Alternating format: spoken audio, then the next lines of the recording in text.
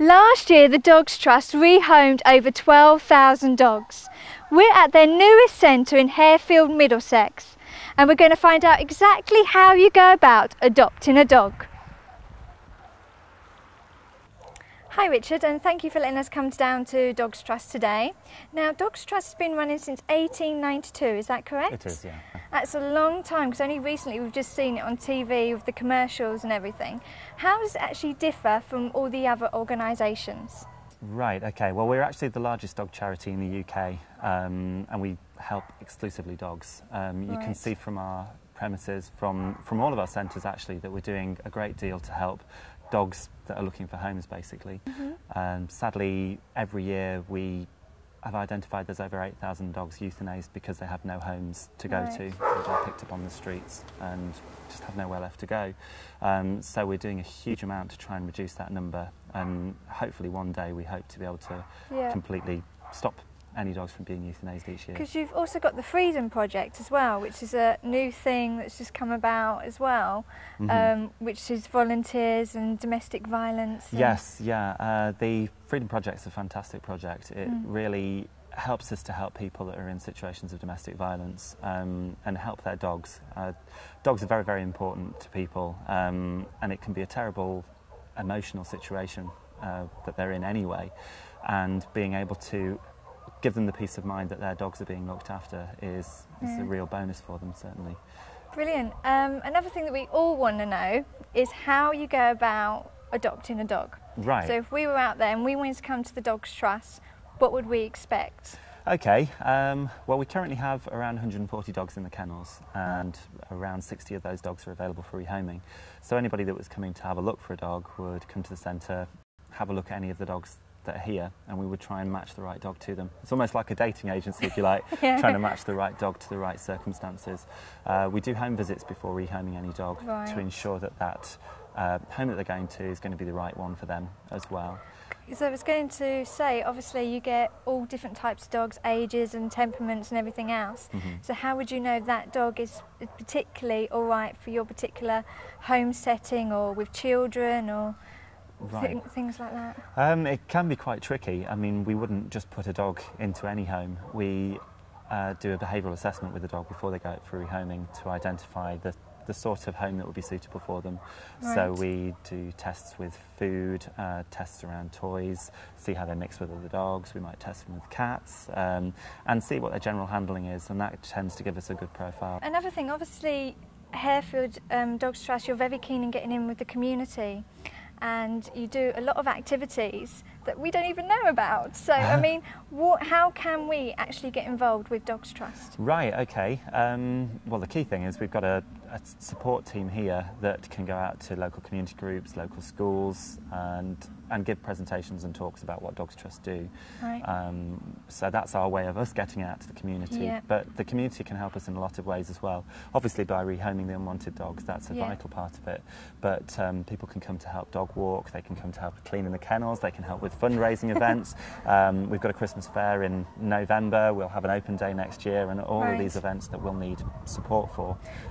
And lastly, sponsoring a dog. We see it on TV all the time. So what do you actually get from sponsoring a dog from Dogs Trust? Right, okay, well, we have a sponsor dog here called Shane, who's our first sponsor dog, and he's already becoming pretty popular. The key thing, first of all, that you can do for Dogs Trust by sponsoring a dog is that you help us to continue helping lots of other dogs out there. Shane is just one of thousands of dogs in our rescue centres each year that really need lots and lots of help. We deal with over 12,000 dogs a year, so it's an enormous number. From sponsoring a sponsor dog, we will send you a Valentine's card from them, a birthday card. They'll send you lots of correspondence letting you know how they're doing, and we really do get a lovely bond built up between the sponsor and their dog. Previous centre that I worked at, we'd have people sending all sorts of lovely gifts for those dogs, and the dogs do have a greater quality of life as a result of it. Now, these are the dogs that have been here the longest? That's right, yes. Cassie and Joker have been with us pretty much since we opened, unfortunately. So they're two of our more desperate cases looking for homes. Even though they've been here for a long time, though, they are very, very happy. You can see they're playing yeah, they seem together. to be having fun. Yeah, playing together really quite a lot at the moment. But the design of the kennels are perfect for dogs, whether they're here for a few weeks, whether they're here for a few months, because they're very, very stress-free kennels. The glass-fronted kennels themselves are a very nice environment for the dogs to settle in. As you can see, we've got 60-odd dogs in this area, and it's very, very quiet, very calm environment for them. The dogs can still get interaction with people by having sniff holes so they can get the scent, but at the same time they're not going to be getting really stressed out and freaked out by people putting their hands through the bars and stressing them in that way. Yeah. How long do you expect that these dogs would actually be in these kennels for? It varies from dog to dog, really. I mean, these two are quite unlucky. We've had some very, very lucky dogs that have been booked within a day of coming into the kennels, so they found a home almost straight away. We're hoping that it won't be much longer with these, but our policy is that we would never euthanize a healthy dog. Yeah. So if these dogs don't find a home for a few more months, then that's not going to stop them living here with us. They'll still continue to have a happy time with us whilst they're looking for a home. Brilliant. And these two? These two characters have not been with us very long at all, and Thelma has already found a home, so she's one of the lucky ones. Brilliant. As you can see, they're taking full advantage of the underfloor heating as well, so we've got Wallace there enjoying the nice warmth that comes from it. The kennels, as well as being underfloor heated, also have an air circulation system so that we can reduce the amount of infection and contamination by sucking out all of the germs, basically. And how often do they get out of the kennels?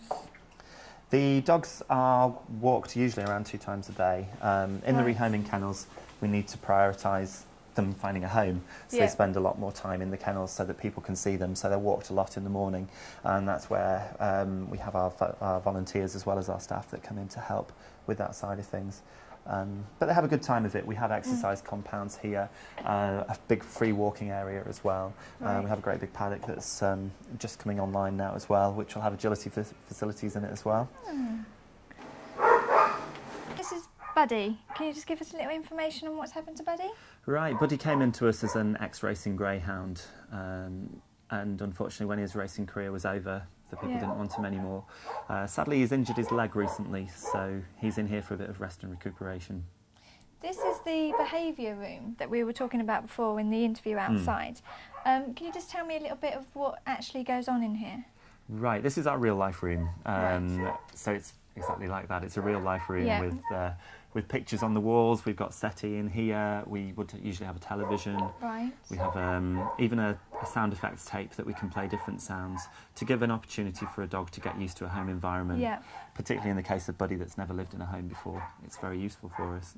Do you actually have somebody that deals specifically with assessing the behaviour of the dogs? Yes, we do. We have 2 behaviourists here, or trainers here, and they work particularly with the dogs, trying to help with their problems and getting them used to the whole environment and working with any training issues that they might have. We have one-way glass as well, so that we can actually observe what the dogs are doing, how they're behaving in here, and then we can get a picture of that, of what we may need to do from a training point of view to relieve problems that they might have. Brilliant. Thank you. So how many kennels do you actually have here, and what are the other facilities that you've got going on?